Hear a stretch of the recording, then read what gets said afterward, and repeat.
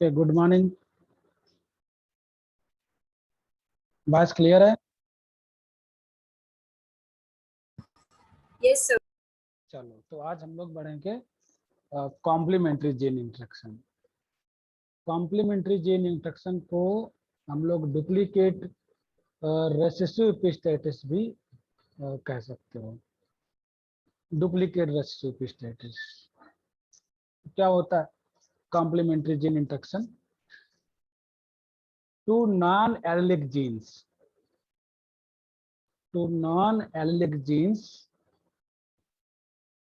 dependent to each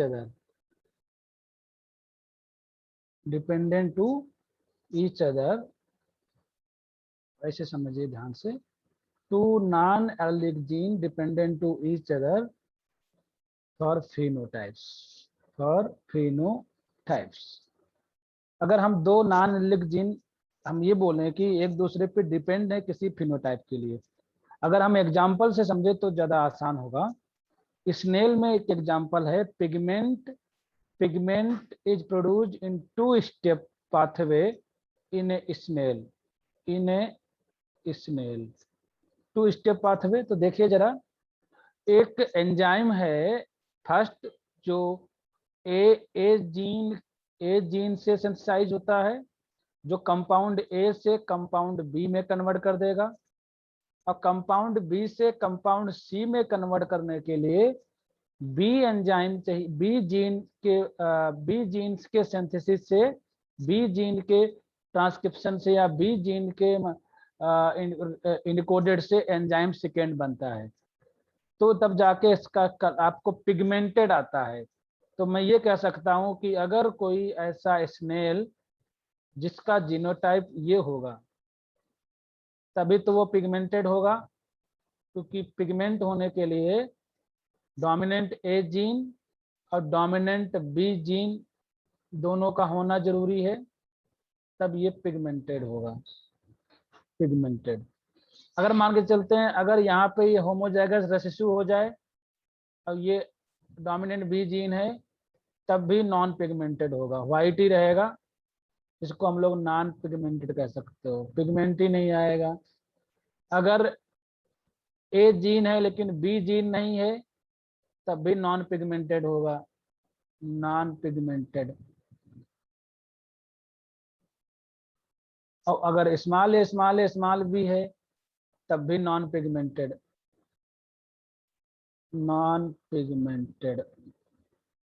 ठीक है, तो आप क्या समझे कि ए एंड बी जीन्स,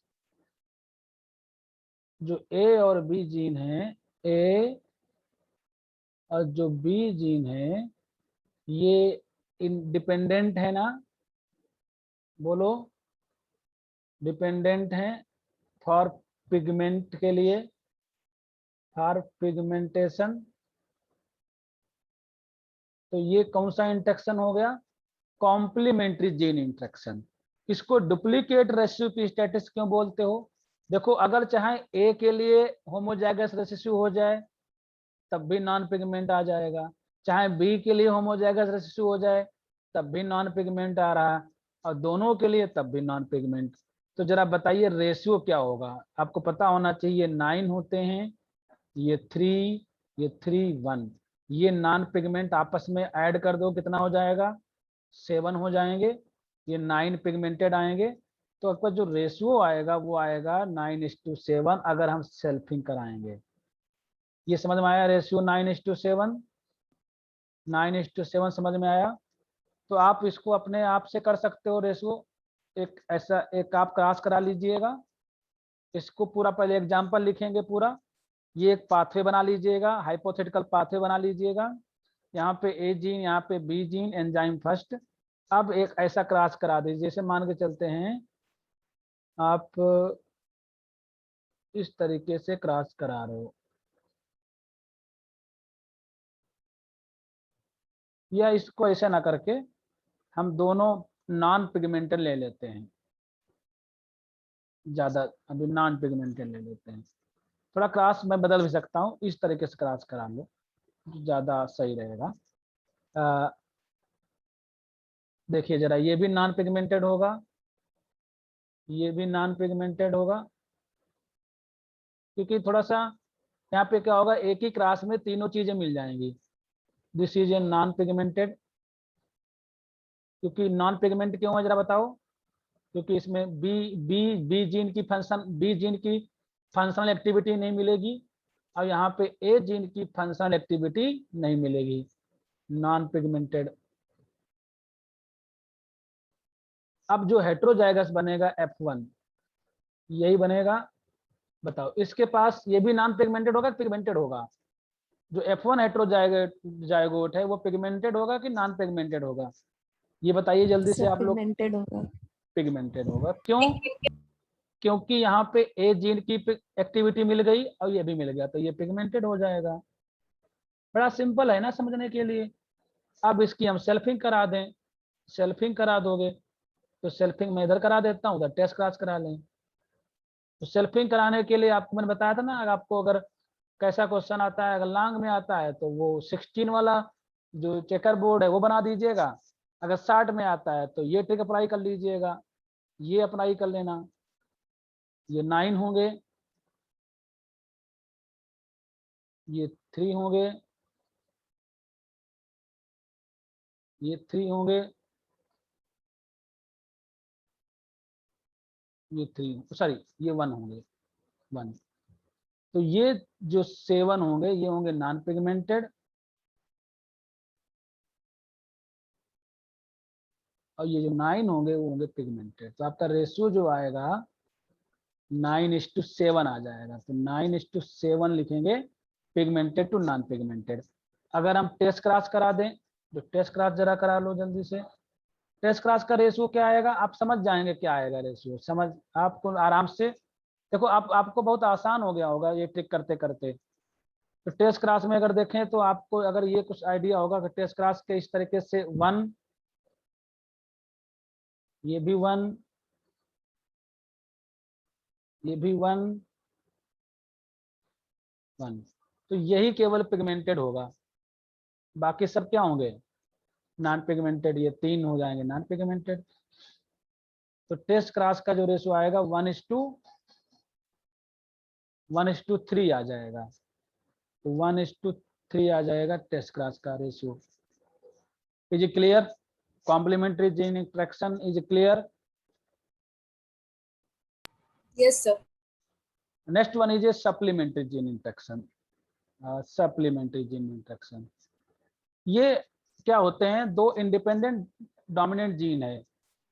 तो एक एक जीन जो है, one gene dominant gene present or not, but when the second dominant gene added to the first, now modify the character। अब इसको थोड़ा सा हम सिंपल तरीके से डिफाइन कर देते हैं, क्योंकि ये थोड़ा सा आप वहां पे जाके भूल सकते हो, क्योंकि थोड़ा अलग तरीके से उसने लिखा है। मैं इसको सही से लिख देता हूँ, इसकी डिफिनीशन। ठीक है, तो टू नॉन एलेलिक, एक सिंपल तरीके से लिखना पड़ेगा। तो आपको two non allelic gene in which one is a dependent,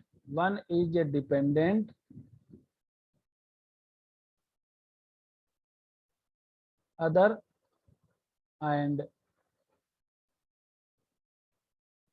other is independent। Independent. अब इसको ऐसे समझिए, दो नॉन एलिक जीन है, अभी तक दोनों एक दूसरे पे डिपेंडेंट थे, यहाँ पे ऐसा नहीं होगा, एक डिपेंडेंट होगा और एक इंडिपेंडेंट होगा। One is A dependent over other while other is a independent। वो अब इंडिपेंडेंट आगे लिख देंगे किसके लिए, फॉर फिनोटाइप्स। फिनोटाइप मतलब ये आप समझ में आ गया कि एक डिपेंडेंट है और एक इंडिपेंडेंट। इसको हम जरा पाथवे से समझें, आपको ज्यादा आसान होगा अगर पाथवे से समझें। देखो ध्यान से समझिए, जैसे अगर हम मान लेते हैं एक पाथवे बना देते हैं, जैसे अभी पाथवे बनाया था ना, ये एक ये वन स्टेप पाथवे है, ये वन स्टेप है, ये सेकेंड है। मान के चलते हैं कि जो ये यहाँ पे जो पी जीन है, पी जीन, और यहाँ पे जो किसी की भी एक्टिविटी नहीं होगी तो ब्राउन फिनोटाइप आएगा। कैसा फिनोटाइप आएगा, ब्राउन, ब्राउन आएगा। हालांकि ग्लूम कलर ये है, बहुत बढ़िया एग्जांपल है सप्लीमेंट्री को समझाने के लिए। पी जीन की एक्टिविटी होती है तो जो फिनोटाइप आ जाता है वो है पर्पल, पर्पल। लेकिन जब एक जीन आ जाता है उसका नाम है क्यू जीन की एक्टिविटी यहाँ पे मिल जाती है तो इसका फिनोटाइप हो जाता है रेड। अब मुझे कमेंट करके बताओ इसमें कौन सा जीन डिपेंडेंट है, कौन सा जीन इंडिपेंडेंट आपको दिखाई पड़ रहा फिनोटाइप के लिए। जैसे ब्राउन फिनोटाइप तो वैसे मिल जाएगा, कोई भी जीन एक्टिविटी ना हो, तो ये तो एक रहेगा भाई, कोई ना कोई तो फिनोटाइप रहेगा ना। अब दो फिनोटाइप बचते हैं, एक बचता है पर्पल, एक बचता है रेड। इसमें कौन सा डिपेंडेंट लग रहा है, कौन सा आपको इंडिपेंडेंट लग रहा है? दोनों एक दूसरे पे डिपेंडेंट नहीं है, ध्यान दीजिएगा। तो मैं अगर आपसे, आपने कमेंट नहीं किया, ध्यान से देखो, ये जो क्यू जीन है वो डिपेंडेंट है, क्यू जीन डिपेंडेंट है पी पे ओवर पी, क्योंकि क्यू जीन का तभी आपको रेड दे पाएगा जब तक उसको पर्पल वाला पिगमेंट नहीं मिलेगा। अब पर्पल पिगमेंट जब तक नहीं मिलेगा जब तक पी जीन की एक्टिविटी ना हो, तो क्यू जीन डिपेंडेंट हो गया ओवर पी। लेकिन पी जो जीन है वो इंडिपेंडेंट है पर्पल के लिए। अगर पी जीन की एक्टिविटी मिल जा रही तो पर्पल तो दे ही देगा ना। पी जीन इंडिपेंडेंट है अपने फिनोटाइप के लिए, मतलब रेड के लिए बात नहीं कर रहा हूं, पर्पल तो आ ही जाएगा। पहले वाले में क्या था, पहले वाले में ये भी नॉन पिगमेंटेड था, यहां भी नॉन पिगमेंटेड था, इंडिपेंडेंट है किसके लिए, फॉर पर्पल। ये बात समझ में आया? तो इस तरीके के इंट्रैक्शन को हम लोग सप्लीमेंट्री जीन इंट्रैक्शन बोलते हो। क्या बोलोगे, सप्लीमेंट्री जीन इंट्रैक्शन। इसको जरा इस तरीके से समझिए, अगर हम कोई क्रॉस करा देते हैं इस तरीके से,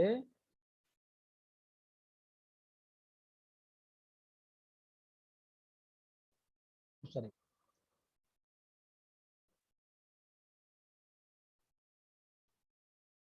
इसका तो पर्पल मिल जाएगा क्योंकि पी इंडिपेंडेंट था, पर्पल। अब ये क्यू पी पे डिपेंड था लेकिन नहीं मिलेगा, तो ये ब्राउन ही आएगा, ब्राउन। जब दोनों को क्रॉस कराएंगे तो एक हेट्रोजाइगोट बन जाएगा, इसका जो फिनोटाइप आ जाएगा वो रेड आ जाएगा, रेड आ जाएगा। समझ में आया सभी को? अब इसकी सेल्फिंग करा देते हैं। अगर आप सेल्फिंग कराओगे, सेल्फिंग का मतलब ये हो गया ना, अगर आप सेल्फिंग कराओगे तो, सॉरी सॉरी सॉरी,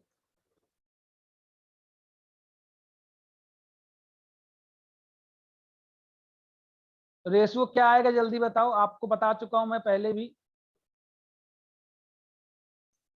तो एक बनेगा डैश कैपिटल क्यू डैश, ये बन जाएगा capital P dash small Q, ये बन जाएगा small P capital Q dash small P small Q. तो ये तो हो जाएगा रेड जो 9 है, ये पी, ये होता जाएगा पर्पल, पर्पल जो 3 होंगे। ये हो जाएगा ब्राउन, ब्राउन क्यों होगा, क्योंकि क्यू तो है डोमिनेंट, लेकिन क्यू को किसकी जरूरत होती है, पी की ना। यहाँ पे पी तो है ही नहीं डोमिनेंट, तो हो ही नहीं पाएगा, ब्राउन आ जाएगा। ये क्या होगा, ये भी ब्राउन होगा, बिल्कुल ब्राउन होगा। तो ये 3 है, ये 1 है, ये आपस में जुड़ जाएंगे, 4 हो जाएंगे। रेशो किसी ने लिख दिया है 9:3:4, बिल्कुल सही रेशो लिखा आप लोगों ने, 9:3:4। अच्छिता सिंह ने बहुत सही। टेस्ट क्रास का रेशो जल्दी निकाल लो, अब तो निकाल लोगे ना टेस्ट क्रास का रेशो। टेस्ट क्रास का रेशो अगर आपसे पूछें तो क्या आना चाहिए, जल्दी से निकाल के बताओ कोई लोग, कोई एक लोग बताओ जल्दी से, जब तक मैं पूरा बना रहा हूँ। टेस्ट क्लास में इसी तरह के लिखते हैं हम, डैश नहीं लिखते इसमें, ठीक है।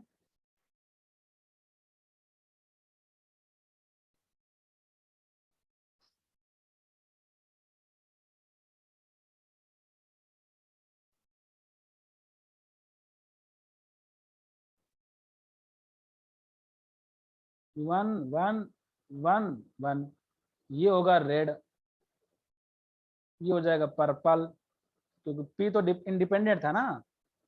ये हो जाएगा ब्राउन क्योंकि उसको पी नहीं मिल रहा भाई, क्यू क्यू क्यू का जो फिनोटाइप तभी रेड आएगा जब पी मिलेगा। और ये भी ब्राउन होगा, ये तो कोई दिक्कत ही नहीं, ये भी ब्राउन होगा। तो क्या आ गया, 112 आ गया ना, 112 आ गया, 112 आ गया। समझ में आया सबको, सप्लीमेंट्री सप्लीमेंट्री जीन टेक समझ में आया, क्योंकि आज ये कंप्लीट हो जाएगा।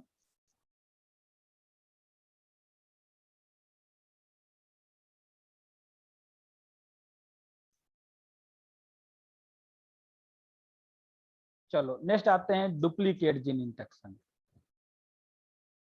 Duplicate gene interaction,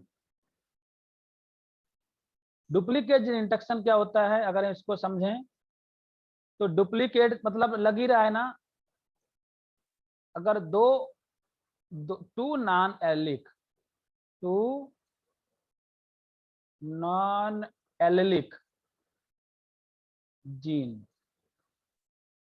produce same phenotype, same phenotypes, same phenotype ही आता है, मतलब है नॉन एलिक लेकिन फिनोटाइप सेम ही है। when they comes together or separately, when they comes together या एक साथ हो, comes together or separately, this is a definition of the duplicate gene interaction। बहुत बढ़िया एग्जांपल है, fruit shape in shepherd purse, fruit shape in shepherd purse. तो यहाँ पे ए जीन है जो ट्रायंगुलर शेप देता है, बी जीन भी ट्रायंगुलर शेप देता है, बताइए जरा, तो डुप्लीकेट हो गए ना। ए जीन भी ट्रायंगुलर देता है, बी जीन भी ट्रायंगुलर देता है। अगर दोनों जीन में से कोई भी जीन नहीं होगा डोमिनेंट तो टॉप शेप आ जाएगा।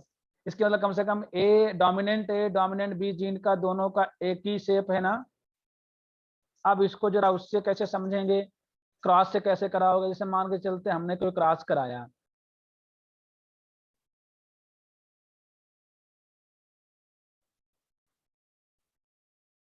बताओ इसका कैसा होगा शेप, ट्रायंगुलर।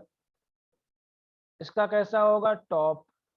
जब F1 हाइब्रिड आएगा तो हेट्रोजाइगोट बन जाएगा ना। इसका कैसा होगा, ट्रायंगुलर, क्योंकि ट्रायंगुलर के लिए एक डोमिनेंट एलील किसी भी लोकस से हो जाएगा तब ट्रायंगुलर भी आ जाएगा, ठीक है। अब यहां से दो तरीके से समझेंगे, सेल्फिंग, अगर हम सेल्फिंग करा देते हैं, अरे अगर सेल्फिंग करा देते हैं तो जरा बताइए रेशियो क्या आएगा। अब आपको बना तो रहे हैं लेकिन आपके दिमाग में रेशियो आ गया होगा कि क्या आना चाहिए, क्योंकि आपको ये पता है ना इमेज कैसे बनते हैं।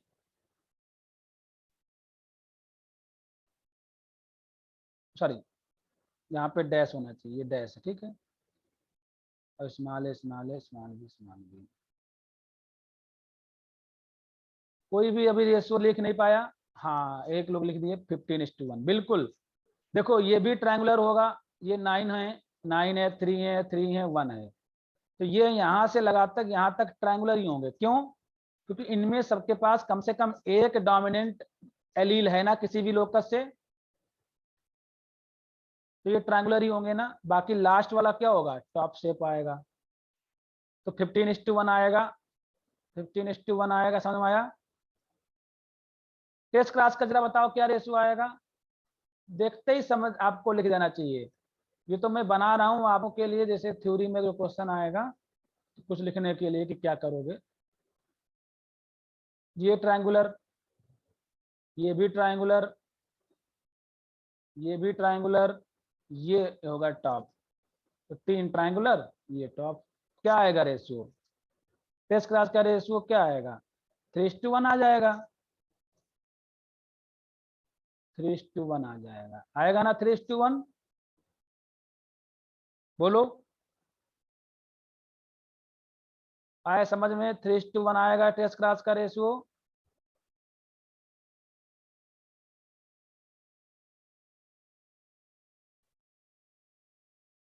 चलो सभी रेशियो हो गए, अब सॉरी सभी इंटरेक्शन हो गए। एक ये पॉलीमर नहीं पढ़ना आपको, पॉलीमर नहीं पढ़ना है, एक इंटरेक्शन और पढ़ लो, हो सकता आ जाए, वो है कोलैबोरेटिव जीन इंटरेक्शन। इसको समझ लेते हैं जरा, इसको जरा एक पाथवे से समझते हैं। बहुत बढ़िया एग्जाम्पल भी यहाँ पे बना हुआ है, 2 एग्जाम्पल है, जिससे चाहो उससे समझ लो। ये कोलैबोरेटिव जीन इंटरेक्शन के ये डिफिनेशन समझ लेते हैं जरा इसको। 2 gene influence the same trait and interact to produce the phenotype. They could not result from the action of either gene alone.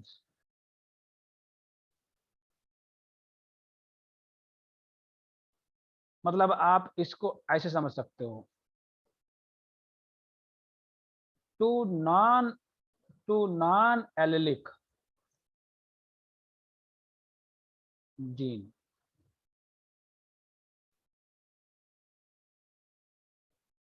Produce own phenotype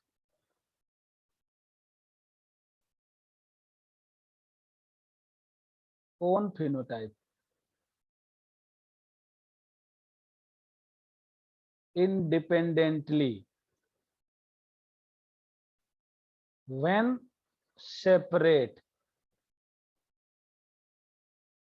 while they produce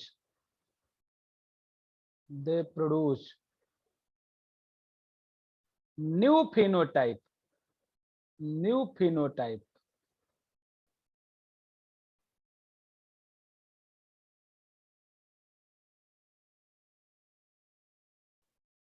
when comes together। एक साथ आ जाते हैं तो एक नया phenotype दे देते हैं। वैसे अपने अपने जीन के लिए अपने अपने हैं। इसको जरा इससे समझिए, जरा एक पाथवे से समझिए, बहुत अच्छी से समझ जाओगे। जैसे एक पाथवे है, ये पाथवे है जो पी जीन के लिए, इसको जो कॉम्ब जानते हो ना, ये चिकन, ये कॉम्ब जानते हो ना, this is a comb shape, this is a comb shape, this is a comb shape, this is a comb shape, ठीक है ना? तो ये एग्जाम्पल बनेगा आपको कॉम्ब शेप इन चिकन, ठीक है? तो एक पी जीन है जिससे पी कॉम्ब आता है। कौन सा कॉम्ब आएगा? P comb. और एक दूसरा जीन है नॉन एलिक जिसका नाम है आर जीन। आर जीन से रोज कॉम्ब आता है, रोज कॉम्ब बनता है, रोज कॉम्ब। अब अगर पी जीन की एक्टिविटी नहीं है, अगर पी जीन की एक्टिविटी नहीं है, आर भी नहीं है, तो सिंगल कॉम्ब बनेगा। तो सिंगल कॉम्ब मान के चलिए तभी आएगा जब मान के चलते हैं कैसा हो, स्मॉल पी स्मॉल आर, यही तो आएगा। तो ये आपको सिंगल कॉम्ब हो गया, ठीक है?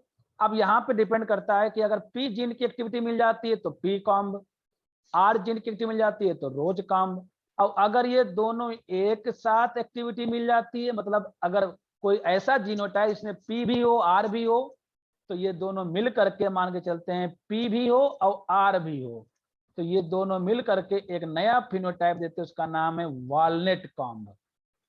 Walnut comb. अब जरा उस डिफिनेशन को यहाँ पे सेट करो।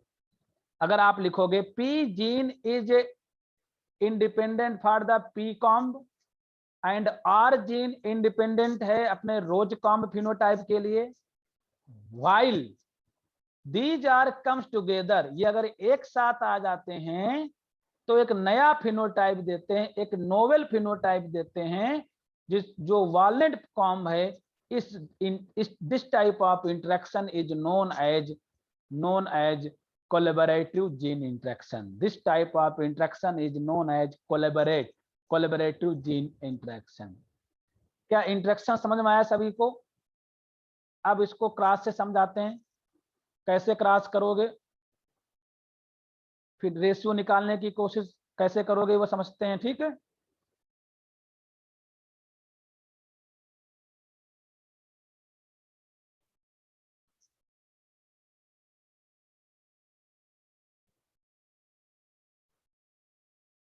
मतलब दोनों जो नॉन एलिक जीन है अपने अपने फिनोटाइप के लिए इंडिपेंडेंट हैं, लेकिन जब एक साथ आ जाते हैं तो नया फिनोटाइप दे देते हैं। आपके दिमाग में रेशियो तो आ गया होगा क्या बनना चाहिए।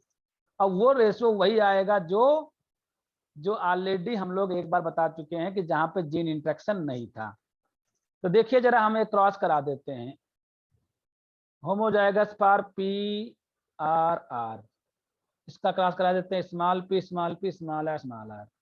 तो ये होगा वॉलनट, या ऐसा करते हैं उसको वो कर देते हैं पी और रोज कर देते हैं, ज्यादा सही रहेगा। तो थोड़ा अलग और भी फिनोटाइप आ जाएंगे ना, थोड़ा और भी फिनोटाइप आ जाएंगे। एक सेकेंड,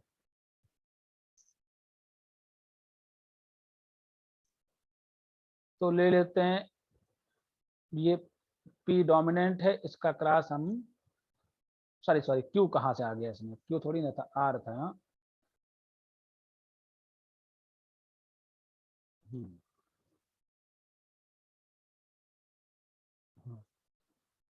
ये ले लिया, स्मॉल पी कैपिटल आर। इसका फिनोटाइप क्या होगा, P comb. Homozygous P comb, homozygous rose comb, rose comb. ये पी कॉम्ब है। जो F1 हाइब्रिड बनेगा वो बनेगा capital P small P capital R small R, मतलब हेट्रोजाइगस फॉर बोथ जीन। इसका फिनोटाइप क्या होगा, वॉलनट होगा ना बच्चों, कोई दिक्कत नहीं किसी को। क्यों वॉलनट आया, क्योंकि पी जीन पी कॉम्ब के लिए था, आर जीन रोज कॉम्ब के लिए था।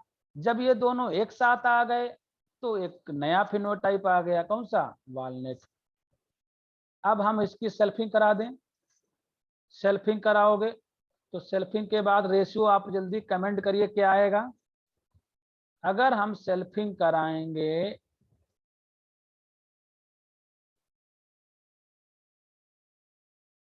तो देखिए जरा, एक तो ये बनेगा, सॉरी इसको हम डैश करके लिखते हैं वो गलती से।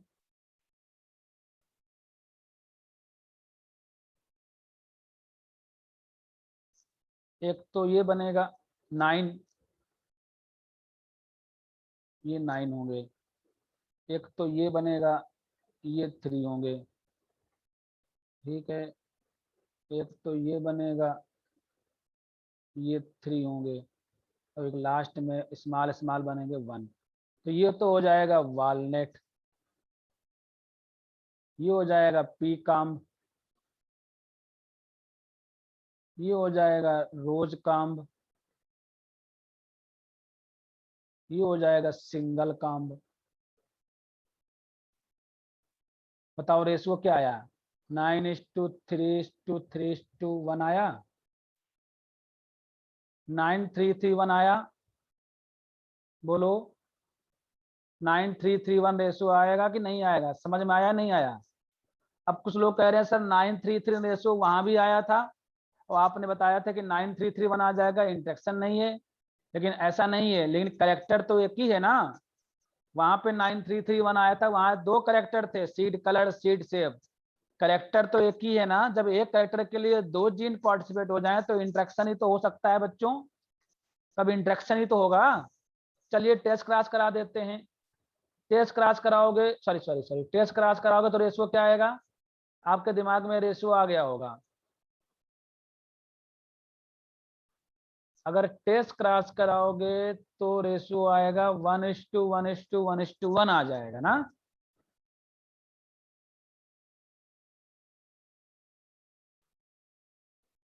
ये 1,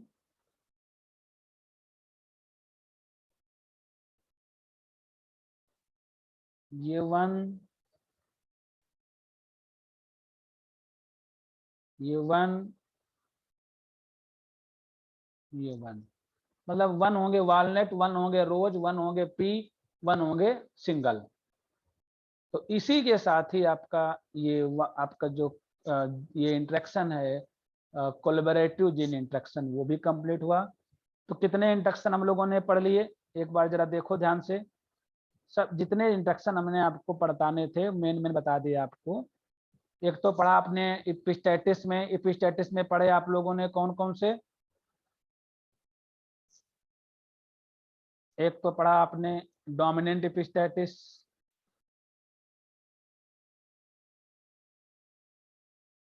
दूसरा पढ़ा आपने रेसेसिव एपिस्टेटिस। अब देखो डिफिनीशन आप थोड़ा सा अच्छे से लिख लीजिएगा। मैं पूरा उम्मीद है कि आप लोग एग्जाम्पल के बाद में उसको एक्सप्लेन करने में, रेशियो बताने में, टेस्ट क्लास का रेशियो बताने में, सेल्फिंग का रेशियो बताने में आपको कभी भी कंफ्यूजन नहीं होगा, क्योंकि हम लोग बहुत अच्छी तरीके से पढ़े हैं। किसी भी का रेशियो पूछ दें आपको समझ में आ जाएगा, आपको रेशियो याद हो गया होगा। तीसरा कौन सा था, कॉम्प्लीमेंट्री, कॉम्प्लीमेंट्री। चौथा पढ़ा हमने सप्लीमेंट्री। पांचवा पढ़ा हमने डुप्लीकेट। छठा पढ़ा हम लोगों ने कोलैबोरेटिव। बताओ 6 इंट्रैक्शन आपने पढ़ लिए। सभी के रेशियो अगर मैं बता दूं, इसका था 12:3:4 3:1, रेसिप्रोसिटी का 9:3:4, कॉम्प्लीमेंट्री का 9:7, सप्लीमेंट्री का 9:3:4, डुप्लीकेट का 15:1, कोलैबोरेटिव का 9:3:1 बताओ सभी रेशियो आपको अच्छी तरीके से याद हैं।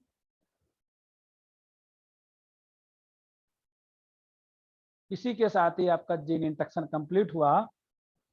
अब हम पढ़ेंगे अगला जो आपका टॉपिक होगा वो लिंकेज पढ़ेंगे, लेकिन लिंकेज पढ़ने से पहले एक छोटा सा आपके टॉपिक है वो हम पढ़ लेते हैं। क्या 5 मिनट में कंप्लीट कर लोगे? मैं कोशिश करता हूं, आपको समझ में आ जाना चाहिए। यूनिपेरेंटल डाइसोमी, ठीक है, थोड़ा साथ दीजिएगा आप लोग, थोड़ा फोकस कर लीजिए और मुझे लग रहा है कि आप समझ जाओगे। ये क्वेश्चन 60 क्वेश्चन बहुत बार पूछा जा चुका आपके एग्जाम में।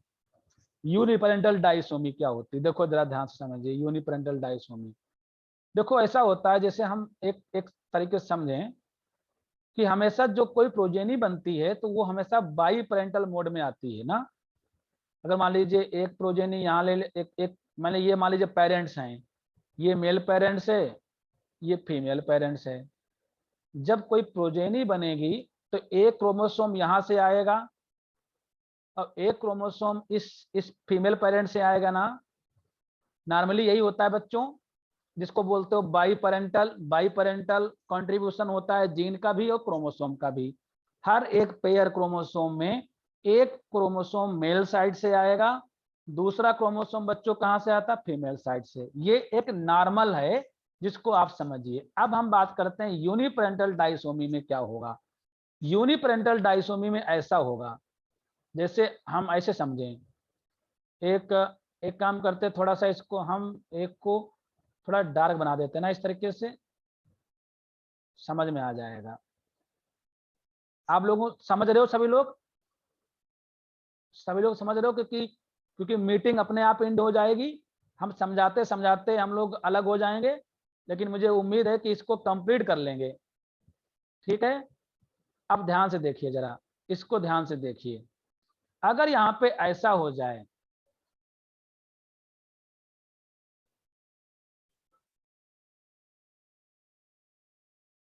अगर ऐसा हो जाए जैसे मैं अगर बना देता हूं, जरा देखिए जरा, क्या ये हर एक क्रोमोसोम, एक क्रोमोसोम मतलब ईच क्रोमोसोम मतलब दो जो पेयर सेट ऑफ क्रोमोसोम है, क्या ये बाई पेरेंटल के हिसाब से आया है? जल्दी बताओ कमेंट करके, क्या ये बाई पेरेंटल मोड के हिसाब से आया? नहीं आया। ये दोनों क्रोमोसोम किसी एक सेट से आ गए। मान के चलते भाई हमने यहाँ डार्क नहीं किया ना, ये इसको हम मेल कर लेते हैं, इसको फीमेल कर लेते हैं। तो दोनों क्रोमोसोम कहां से आ गए? मेल पेरेंट से आ गए। Both of the chromosome inherited from the one parents. किससे आ गए? मेल पेरेंट से आ गए। इसी को बोलते हो यूनिपेरेंटल डाइसोमी। समझ में आया? If the both copy of the chromosome inherited from the one parents, this is a known as uniparental disomy. Is it clear? Uniparental disomy समझ में आया बच्चों? टाइम बहुत कम है, थोड़ा सपोर्ट करिए। अब ये यूनिपेरेंटल डाइसोमी दो टाइप की होती है, एक होती है आइसोडाइसोमी, एक होती है हेट्रोडाइसोमी। आपको पता होना चाहिए, जब ये क्रोमोसोम, जब ये गैमीट बनेंगे, इसका एक डुप्लीकेट बन जाएगा ना, बन जाएगा, ठीक है। अगर ये यूनिपेरेंटल डाइसोमी जो सेट हैं, ये अगर आइडेंटिकल हैं दोनों, देखो आइडेंटिकल मतलब क्या होंगे? अगर आइडेंटिकल मतलब तभी होंगे बच्चों जब ये सिस्टर क्रोमोसोम आ जाएं, मतलब ये दोनों, ये जो सेंट्रोमियर से ज्वाइंट थे ना क्रोमोसोम, आप जरा मियोसिस समझिए। अगर ये दोनों क्रोमोसोम आइडेंटिकल हैं तो बोलते हैं आइसोडाइसोमी। आपके सिलेबस में लिखा है तो बोलेंगे आइसोडाइसोमी, मतलब both of the chromosome from one parent it is identical copy. अगर आइडेंटिकल कॉपी होगी मतलब वो सिस्टर क्रोमोसोम्स आ जाएंगे, जैसे सिस्टर क्रोमोसोम तो आइसोडाइसोमी बोलेंगी। और अगर दोनों क्रोमोसोम डिफरेंट कॉपी होंगे एक ही पेरेंट से आएंगे, डिफरेंट कॉपी होंगे, अगर वो डिफरेंट हो जाएंगे तो हेट्रोडाइसोमी हो जाएंगे, अगर डिफरेंट कॉपी होंगे तो हेट्रोडाइसोमी आ जाएंगे। तो बताइए समझ में आया? समझ में आया सभी को? समझ में आया? यस सभी को आ गया बहुत कम समय में? चलिए वाह, इसका मतलब हमने एक टॉपिक कंप्लीट कर लिया। अब इसके एग्जाम्पल, अगर एक काम करिए, अगर आपसे पूछा जाए इसका कोई एग्जाम्पल है तो एक बार एग्जाम्पल आप फिर से लिख दीजिएगा। कौन सा? अब प्रेडर विली सिंड्रोम और एंजलमैन सिंड्रोम में ये एग्जाम्पल से जहां पे यूनिपेरेंटल डाइसोमी रिपोर्टेड है, यूनिपेरेंटल डाइसोमी रिपोर्टेड है। तो इसी के साथ हम लोगों ने ये कंप्लीट कर लिया। हम नेक्स्ट टाइम से आएंगे, आपको लिंकेज पढ़ाएंगे। मुझे थोड़ा भेज दीजिएगा सर वो वाई सिलेबस। ओनली?